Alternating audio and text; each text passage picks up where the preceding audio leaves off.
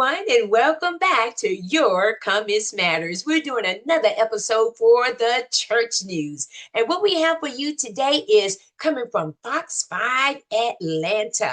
And this story is titled Noonan Firm Accused by Feds of Ponzi Scheme. Whoa. You know what? I'm not even shocked no more. What the churches do, what these church universities are doing. Yeah, I'm not surprised no more what goes on. Look at Jerry Falwell with Liberty University. Look at all of them. They're nothing but scams and schemes that they go on. So this video got over 3,000 views when it was aired just a few days ago. So we're going to take a look at the video, and then we're going to get into some of the comments to see how church folks or atheist people may feel about this church university school was a Ponzi scheme. Let's get into it, all right? But first, before we get to the video, there's pre-information I want to share with you, okay? Just give you a backdrop of what the video is going to talk about. Let's see. Okay, all right. So this story is brought by Kim Roberts, and she titled her article, Christian Conservative Edwin Brant Frost IV, charged with Ponzi scheme. The political supporter who swindled investors out of $140 million apologized for his actions. The Securities and Exchange Commission has filed charges against Edwin Brant Frost IV, the founder and owner of Georgia-based First Liberty Building and Loan. The SEC claims Frost engaged in a Ponzi scheme that defrauded approximately 300 investors of at least $140 million. Frost is a well-known conservative Christian businessman who once ran the presidential campaign for Pat Robertson in Georgia. The complaint alleges that between 2014 and 2025, Frost enticed investors by offering promissory notes and loan participation agreements with 18% returns and claiming that very few of these loans had defaulted and that they would be repaid by borrowers via Small Business Administration or other commercial loans. According to the SEC, since at least 2021, First Liberty operated as a Ponzi scheme by using new investor funds to make principal and interest payments to existing investors. Frost also allegedly misappropriated investor funds for his personal use, including making over $2.4 million in credit card payments, paying more than $335,000 to a rare coin dealer, and spending $230,000 on vacation. Are y'all seeing this? You see how they get you? They come in with the God story. They come in with that Christian narrative. You know, they're wearing their crosses and everything. Don't be fooled by these people that's wearing these crosses. Don't be fooled by these people that have these big mega churches and doing all this hooping and hollering and lights and stuff. Don't be fooled by. It's a scam.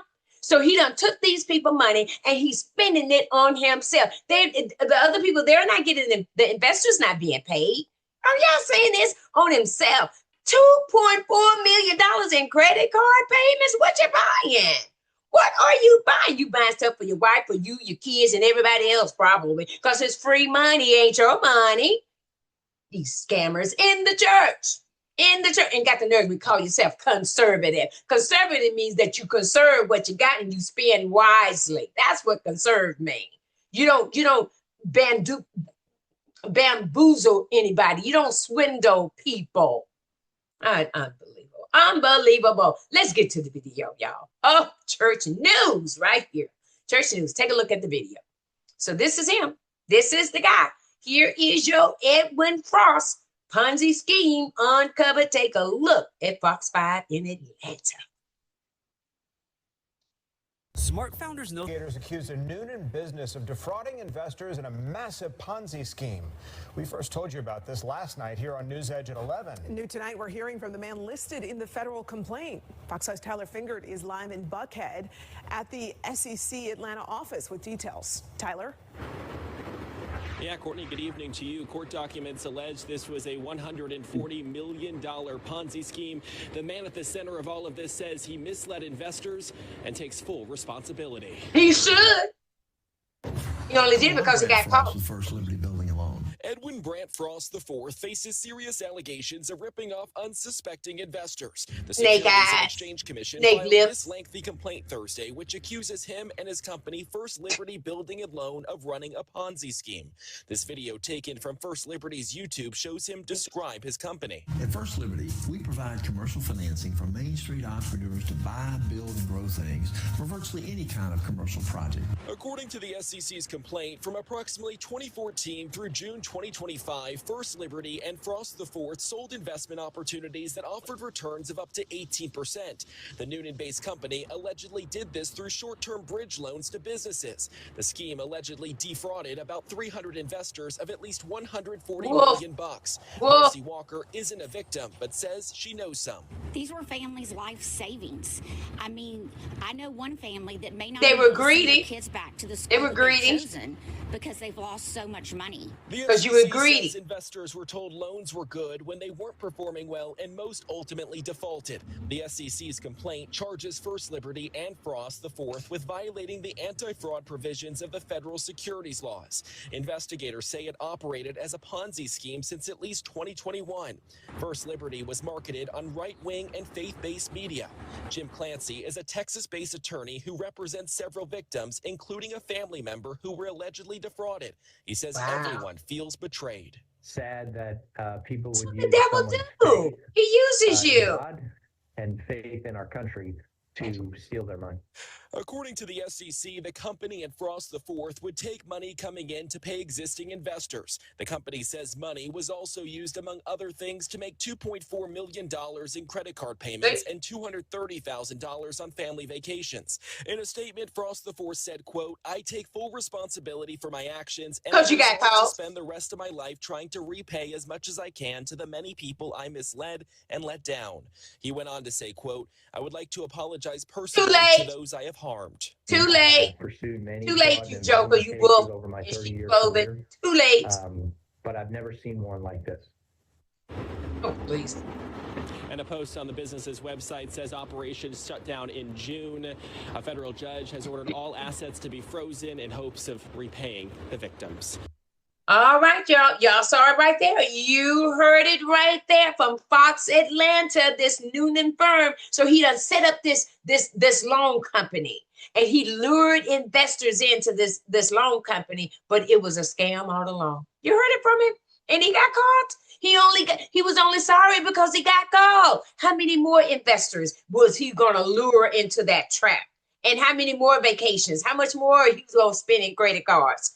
If this is crazy, people go to church, and they give churches their money, their tithe, thinking they're going to get something in return. Them jokers using it for themselves. And so here he is, a conservative Christian man. Probably some of the investors was right there in his church. You know, that's how they get them. Anyone that's gullible, fool enough, and no discernment. You talk about you got discernment. You ain't got no discernment when that wolf done came in sheep clothing and took everything you had because you was greedy too. When he promised you that 18%, you think, oh, I can't get this nowhere else. Oh, this sounds good. If this sounds too good to be true, it ain't true. 18%, you was greedy to give somebody all your money and thinking you're going to get a big return on it because you was greedy too. My goodness. I know y'all ready for the comments on this one. I know I am. Let's get over there to the comments right now, shall we? We're live in Buckhead tonight. Tyler Fingert, Fox 5 News. Let's take a look. All right. This first comment is coming from Engineer 1897. Engineer says, anytime I hear the words patriot or liberty, I take a step back and consider the source, just as I would for anything coming from Antifa, Democrats, social organizations, etc., who are always spouting words like community, youth, disadvantage, etc. Both sides are disingenuous and deserve one another. There are only two sides, and it's not Democrats and Republicans. It is only those who unhypocritically stand for individual natural rights and freedoms and those who do not. Those are the only two true sides to 99.999% of issues. Only a moral, virtuous, and intelligent people are capable of governing themselves. That's what we should strive for. And then we would not be so easily bamboozled by buzzwords from the left or right paradigm. I was about to say, because you had me in that comment, because this guy was a conservative. He was a right-leaning person. He was one of you guys, one of you engineers, bamboozling his own people. And because it's that side is always hollering about God, Jesus, and wearing the cross and stuff, and always talking about end time stuff going on. It's that side of the spectrum or the paradigm that you suggested. So you got 3 comments on that one, engineer. Take a look at Nasir al-Din Shabu. Okay. I'm sure Edwin Brent Frost the third, I think it was the 4th, is mighty proud of his offspring doing things the Jesus way. Hey, come on now. You got 2 likes on that. See that? That's what the world is saying. When you come out here with this Christian talk, with this God talk, and then people find out that you're nothing but a wolf in sheep clothing. They don't want to have nothing to do with you, because now they're seeing you're a hypocrite. You are a hypocrite. See? And your offspring, are they proud of you? Now they know you're a crook. Now they know you're probably going to go to jail. Now they know you got to pay all that money back. Now they know the vacations they took, all the credit card payments that was paid out for you kids and mama, cousins, uncles, aunties. You know he was spending that money on his family and his friends. Oh, I got it. Paying for all of that stuff with somebody else's money where they thought that they was going to had a good investment. Just goes to show you. Ponzi scheme. Let's take a look at another comment. The last one, the bigger man. Couldn't happen to nicer people. What goes around comes around once in a while. That's right. So you so-called Christian people that wrap yourself in the word of God and wrap yourself in the cross, and you go out there and you manipulate people, and and all along you ain't nothing but a wolf in sheep clothing. But these gullible Christians, they believe anything and everything that come along when it comes to money. They're going to be the first one to talk about, money is the root of all evil, but you sure love it. You sure love it because you want to make more and more of it. I ain't giving these jokers my hard-earned savings. I'm keeping my savings in the bank where it is safe. I ain't giving it to these wolves out here, and where they going to trample on it like a pig. The Bible says trample on your pearls. Ain't trampling on my savings account. I hope they don't trample on yours either.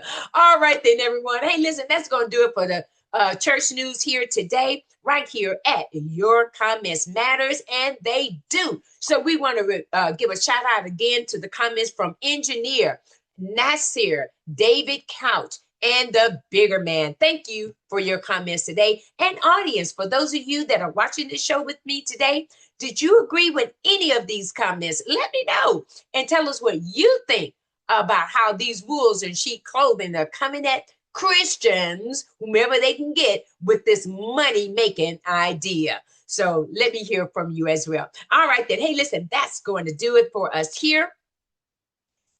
So just want to remind everyone, don't forget to go over to our other YouTube channel called The Bible Talk Show. Sister Sandra is the presenter there, and her and I are doing a wonderful Bible study series where we're talking about the what ifs in life. There's a lot of people in the Bible that had some what ifs. Y'all remember Cain and Abel? They had a what if.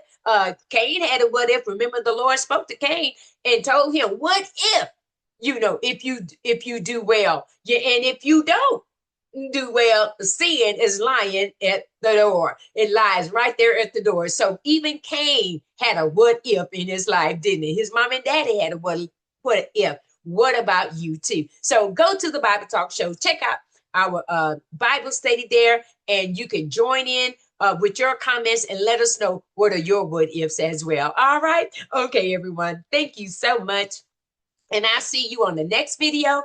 Thanks for watching, liking, sharing, and subscribing, and commenting too on our Your Comments Matter YouTube channel. Get your church news right here. I'm your host, Minister Love. Take care, and I see you on the next video.